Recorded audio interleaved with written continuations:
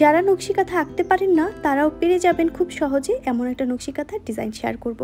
4 ইঞ্চি করে এই কাঁথার জমিনের চারপাশে আমি মার্ক করে নিলাম, আর এগুলোকে এভাবে লাইন আপ করে সোজাসুজি প্রথমে, তারপর আড়াআড়িভাবে বক্স করা হবে। আর একটা কথা বলে রাখি, কাঁথার চারপাশে কিন্তু 3টা করে এরকম সব কাঁথার বর্ডার লাইন রেখে নেই। আর প্রথম এই ঘরটাকে কিন্তু 2 ইঞ্চি রেখেছি, 4 ইঞ্চির অর্ধেক, কারণ এটাতে ফুলটা মিলাতে সাহায্য হবে।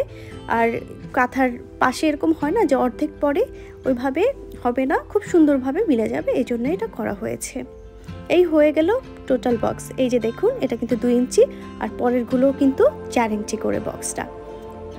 তো এরপরে কোনো শক্ত কাগজ বা প্লাস্টিকে এরকম একটা ফুল এঁকে নিতে হবে। আর এই ফুলগুলো কিন্তু বা এই ডিজাইনগুলো কিন্তু পিন্টারেস্টের হালকা হালকা ডিজাইনগুলো থেকে ইন্সপায়ার্ড হয়ে করা হয়েছে। আমাদের আপু রিকোয়েস্ট করেছিল পিন্টারেস্ট টাইপের একটা নকশি কাঁথা ডিজাইন করে দিতে। তো এই হয়ে গেল খুব সুন্দরভাবে। এটাকে আমরা প্রথমে এক ঘরের মাঝে মাঝে একটা করে ঘর বাদ দিয়ে দিয়ে বসিয়ে গেলাম। এরপরে পরের ঘরে 2টা ফুলের মাঝের যে ঘরটা থাকে ওইটাতে আরেকটা বসিয়ে গেলাম।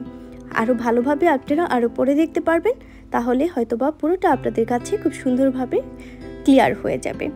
আর যে এখানে দেখুন লাইন ধরে ধরে যে আমরা ফুলগুলো বসিয়ে গিয়েছি, এটা জাস্ট আমরা একটা মাপ বসিয়েছি, যেটা ফুলগুলো সব সমান সাইজের হয়। এরপর কিন্তু বাকিটা আপনাকে ফ্রি হাতে এরকম আঁকতে হবে। যদিও আমার কাছে জিনিসটা অনেক সহজ লাগে, তারপরও আর কি বললাম, এটা দেখুন শুধু ফুলের মাপটা নিয়ে নিচ্ছি, আঁকতে কিন্তু আপনাকে হাতেই হবে। আর এইভাবে সহজভাবে আপনি ফুলটা এঁকে নিতে পারবেন। এটা তেমন কঠিন কোনো কাজই না, একদম পানির মতো সহজ যাকে বলে সেটাই। তো আপনাদের মনে আছে যে প্রথম লাইনটা দিবেন, এক ঘর পরপর এক বক্স পরপর হচ্ছে ফুলটা বসাবেন। পরের লাইনটায় সেই 2টা ফুলের মাঝের বক্সটায় মাঝামাঝি বসাবেন। তো আপনারা একটু খেয়াল করলেই কিন্তু আমার বলার থেকে ভালো বুঝতে পারবেন। আর সেলাই হবে ফুলটা এবং এই যে প্রত্যেকটা লাইন যে সাদা করে দিলাম এই লাইনটা।